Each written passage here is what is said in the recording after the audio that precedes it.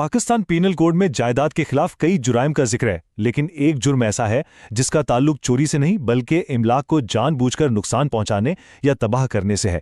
اسے کہتے ہیں مسچیف۔ تو قانون کی نظر میں مسچیف ہے کیا؟ سیکشن 425 اسے واضح کرتا ہے۔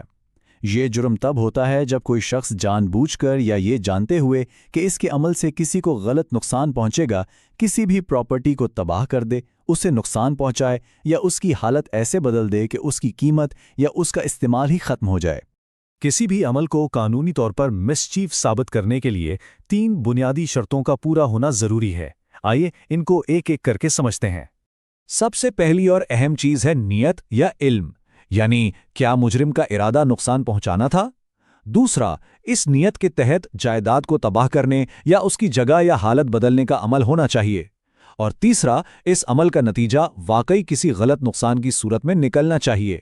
ان میں سب سے اہم پہلو مجرمانہ نیت کا ثبوت ہے۔ قانون کی ایک سادہ سی مثال دیکھتے ہیں۔ فرض کریں اے نامی شخص زیڈ کی کوئی قیمتی دستاویز جلا دیتا ہے۔ یہاں اے کا ارادہ بالکل صاف ہے کہ وہ زیڈ کو نقصان پہنچانا چاہتا ہے۔ یہ مسچیف کا ایک واضح کیس ہے۔ اچھا، ایک اور دلچسپ مثال ہے۔ اے زی کی انگوٹھی کو دریا میں پھینک دیتا ہے۔ آپ دیکھیں، انگوٹھی ٹوٹی نہیں، تباہ نہیں ہوئی، لیکن اس کی جگہ ایسی بدل گئی ہے کہ وہ زی کے لیے بالکل بیکار ہو گئی ہے۔ تو یہ عمل بھی مسچیف ہی کہلائے گا۔ تو اب سوال یہ ہے کہ اس جرم کی سزائیں کیا ہیں؟ قانون میں سزاؤں کا تعین اکثر نقصان کی مالی حیثیت کی بنیاد پر کیا جاتا ہے۔ سیکشن 426 کے تحت ایک عام مسچیف کی سزا 3 مہینے تک قید ہے، لیکن اگر سیکشن 427 کے مطابق نقصان 50 روپے یا اس سے زیادہ کا ہو تو سزا سیدھی 2 سال تک پہنچ جاتی ہے۔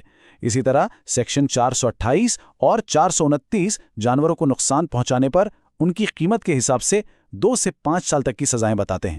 بات جب عوامی املاک یعنی پبلک انفراسٹرکچر تک پہنچتی ہے تو مسچیف کا جرم کہیں زیادہ سنگین ہو جاتا ہے اور اس کے لیے سزائیں بھی بہت سخت ہیں۔ سیکشن 431 خاص طور پر عوامی سڑکوں، پلوں یا دریاؤں کو نقصان پہنچانے سے متعلق ہے۔ ایسا کوئی بھی کام جس سے سفر یا سامان کی نقل و حمل خطرناک ہو جائے ایک سنگین جرم مانا جاتا ہے۔ چونکہ اس عمل سے عوام کو براہ راست خطرہ لاحق ہوتا ہے، اس لیے اس کی سزا بھی سخت ہے، جو 5 سال قید تک ہو سکتی ہے اور ساتھ میں جرمانہ بھی۔ آپ ذرا سیکشن 433 کو دیکھیں۔ یہ اس جرم کے بارے میں ہے جب کوئی جہاز رانی کے لیے ضروری لائٹ ہاؤس یا کسی اور سمندری نشان کو تباہ کر دے، جو سمندری سفر کی حفاظت کے لیے انتہائی اہم ہوتے ہیں۔ ایسا کرنا بحری جہازوں اور ان میں سوار لوگوں کی زندگیوں کو خطرے میں ڈالنے کے مترادف ہے۔ اسی لیے اس کی سزا اور بھی سخت ہے، جو 7 سال قید تک ہو سکتی ہے۔ اب ہم مسچیف کی سب سے سنگین شکلوں کی طرف آتے ہیں۔ یہاں جرم کی سنگینی کا اندازہ اس کے طریقے سے لگایا جاتا ہے، یعنی آگ یا دھماکہ خیز مواد کا استعمال۔ سیکشن 436 بہت واضح ہے۔ اگر کوئی آگ یا دھماکہ خیز مواد سے کسی ایسی عمارت کو تباہ کرتا ہے جو عبادت گاہ ہو، انسانوں کے رہنے کی جگہ ہو یا جہاں کوئی پراپرٹی رکھی ہو، تو یہ ایک انتہائی سنگین جرم ہے۔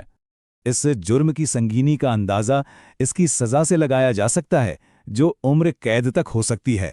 یہ ظاہر کرتا ہے کہ قانون ایسی تباہی کو کس قدر سنجیدگی سے دیکھتا ہے۔ بالکل اسی طرح سیکشن 438 خاص طور پر بیسٹن یا اس سے بڑے کسی بحری جہاز کو آگ یا دھماکہ خیز مواد سے نقصان پہنچانے کے جرم کے بارے میں ہے۔ اس خطرناک عمل کے نتیجے میں بڑے پیمانے پر تباہی اور جانی نقصان کا خطرہ ہوتا ہے، اس لیے اس کی سزا بھی عمر قید تک ہو سکتی ہے۔ اور آخر میں مسچیف کی ایک ایسی قسم ہے جہاں معاملہ صرف جائیداد کے نقصان تک محدود نہیں رہتا، بلکہ اس میں کسی انسان کو نقصان پہنچانے کی تیاری بھی شامل ہو جاتی ہے۔ سیکشن 440 اس صورتحال کو ڈیل کرتا ہے جہاں کوئی مجرم مسچیف کرنے کے ساتھ ساتھ اس تیاری میں بھی ہو کہ وہ کسی شخص کی موت کا سبب بنے گا، اسے زخمی کرے گا یا اسے غلط طریقے سے روکے گا۔ یعنی یہ پراپرٹی کے نقصان اور ذاتی نقصان کے خطرے کا ایک مجموعہ ہے۔ اس ملے جلے جرم کے لیے قانون 5 سال تک قید کی سزا دیتا ہے۔ تو ان تمام تفصیلات کا خلاصہ کیا ہے؟ مسچیف سے متعلق قوانین کا بنیادی مقصد کیا ہے جو اسے چوری جیسے جرائم سے الگ کرتا ہے؟ اسے یوں سمجھیں، چوری کا قانون جائیداد پر آپ کے قبضے یعنی پوزیشن کی حفاظت کرتا ہے۔ اس کے برعکس مسچیف کا قانون خود جائیداد کی حالت اور اس کی قدر کی حفاظت کرتا ہے، چاہے وہ کسی کے بھی قبضے میں ہو۔ یہ چیز کو تباہ ہونے سے بچاتا ہے۔